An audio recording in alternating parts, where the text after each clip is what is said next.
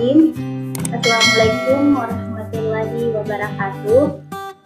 Perkenalkan, nama saya Nurul Rizkyani dari Universitas Islam Makassar, Fakultas Ilmu Sosial dan Ilmu Politik, Prodi S1 Perpajakan. Baik, saya akan memaparkan hasil kerja saya, yaitu audit lingkungan dan PT Manufaktur. Audit lingkungan. Audit lingkungan merupakan alat manajemen yang secara periodik, sistematis, objektif, dan terdokumentasi melakukan evaluasi terhadap kinerja sistem lingkungan dan pengelolaan peralatan dan fasilitas. Tujuan utamanya adalah memfasilitasi manajemen dalam mengendalikan lingkungan. Tujuan lainnya adalah penilaian kepatuhan terhadap kebijakan pengelolaan lingkungan, termasuk kepatuhan terhadap peraturan lingkungan yang berlaku. Audit manajemen lingkungan dapat menyediakan informasi yang bermanfaat untuk membantu perusahaan menemukan standar kinerja lingkungan dan menjadi terdepan dalam memenuhi persyaratan hukum dalam bidang lingkungan. Proses bisnisnya, yaitu pertama, mengidentifikasi aspek lingkungan kegiatan, produk, dan jasa dalam lingkup sistem manajemen lingkungan yang dapat dikendalikan dan yang dapat dipengaruhi dengan memperhitungkan pembangunan yang direncanakan atau baru, kegiatan, produk, dan jasa yang baru atau yang diubah. Kedua, menentukan aspek yang mempunyai dampak penting terhadap lingkungan, yaitu aspek lingkungan penting, walaupun tidak ada pendekatan tunggal. Sistem manajemen lingkungan yang telah dilakukan, pelaksanaan lingkungan, ketentuan yang berlaku perusahaan harus menetapkan, mendokumentasikan, menerapkan, memelihara, dan memperbaiki sistem manajemen lingkungan secara berkelanjutan, dan menentukan bagaimana perusahaan akan memenuhi persyaratan tersebut. Perusahaan harus menetapkan dan mendokumentasikan prinsip sistem manajemen lingkungan.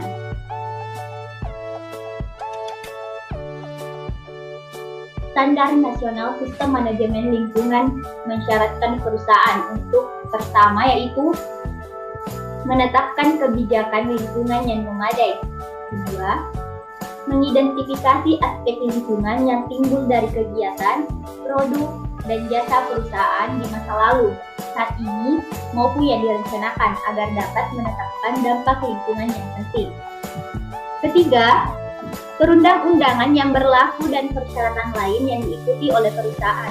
Keempat, mengidentifikasi prioritas serta menentukan tujuan dan sasaran lingkungan yang memadai. Kelima, menetapkan struktur dan program untuk menerapkan kebijakan dan mencapai tujuan serta memenuhi sasaran.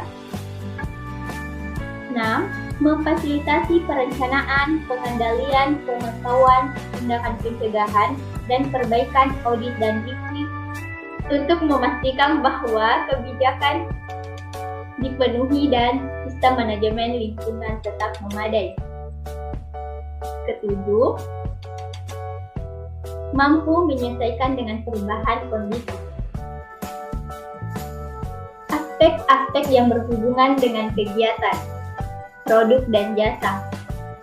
Proses audit lingkungan di perusahaan mendokumentasikan informasi ini dan memelihara kemaslahatan.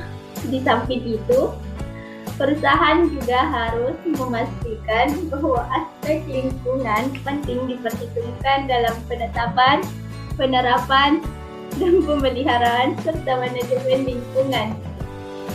Penentuan aspek lingkungan penting harus mempertimbangkan aspek-aspek yang berhubungan dengan kegiatan, produk, dan jasa, seperti pertama itu desain dan pengembangan, kedua proses manufaktur, ketiga pengemasan dan transportasi, 4 kinerja lingkungan serta aktivitas para kontraktor dan pemasok, 5 pengelolaan limbah dan ekstraksi dan distribusi bahan baku dan sumber daya, 7 distribusi dan penggunaan gas akhir pakai produk, 8 kehidupan di alam dan keanekaragaman hayati.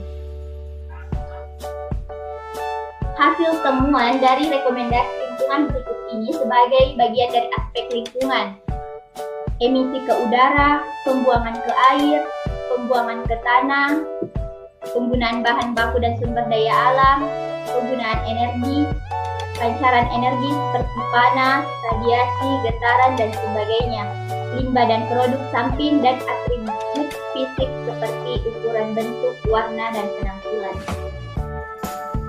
Hasil analisis Anda terkait proses audit lingkungan secara keseluruhan dari audit lingkungan yaitu menjadi dasar bagi pelaksanaan kebijakan pengelolaan lingkungan atau upaya penyempurnaan rencana yang ada. Menghindari kerugian finansial seperti penutupan atau pemberhentian suatu usaha atau kerugian atau perbatasan oleh pemerintahan atau publikasi yang merugikan akibat pengelolaan dan pemantauan lingkungan yang tidak baik. Mencegah tekanan sanksi hukum terhadap suatu usaha atau kegiatan atau terhadap pimpinannya berdasarkan pada peraturan perundang-undangan yang berlaku. Membuktikan pelaksanaan pengelolaan lingkungan apabila dibutuhkan dalam proses pengambilan. Baik, itulah hasil dari pemaparan saya. Apabila ada pertanyaan, silakan. Baik, bismillah. Assalamualaikum warahmatullahi wabarakatuh. Warahmatullahi wabarakatuh. Baik, saya akan memberikan pertanyaan. 1. Mengapa meski diberi peringatan, masih ada saja orang yang kadang membawa hutan secara liar? 2. Jika Anda berada di posisi lingkungan hidup yang sering diperlakukan secara tidak adil, bagaimanakah perasaan Anda? 3. Bagaimana seharusnya peranan pemerintah dalam proses pelestarian lingkungan hidup? Dan itulah pertanyaan dari saya. Sekian, Assalamualaikum warahmatullahi wabarakatuh. Baik, saya akan menjawab pertanyaan dari saudara Muhammad Fahrul. Pertanyaan pertama itu jawabannya karena sebagian pendapat dari orang itu adalah melalui tindakan itu dan sedikit lingkup kerja. Yang kedua, sedih dan kecewa karena setiap apa yang ada di lingkungan hidup memiliki fungsinya yang tersendiri dan juga seharusnya diperlakukan secara adil, malah diperlakukan semena-mena. Yang ketiga, seharusnya pemerintah membuat peraturan perundang-undangan yang mengatur tentang lingkungan hidup. Baik, ya, itulah jawaban dari saya. Jika ada tanggapan dan tambahan, saya persilahkan. Dan mungkin bagi saya, terima kasih pemateri. Jika sudah tidak ada pertanyaan, maka saya akhiri presentasi hari ini. Jika ada kesalahan, mohon dimaafkan. Wallahu muwaffiq ila aqwamit thoriq. Wassalamualaikum warahmatullahi wabarakatuh.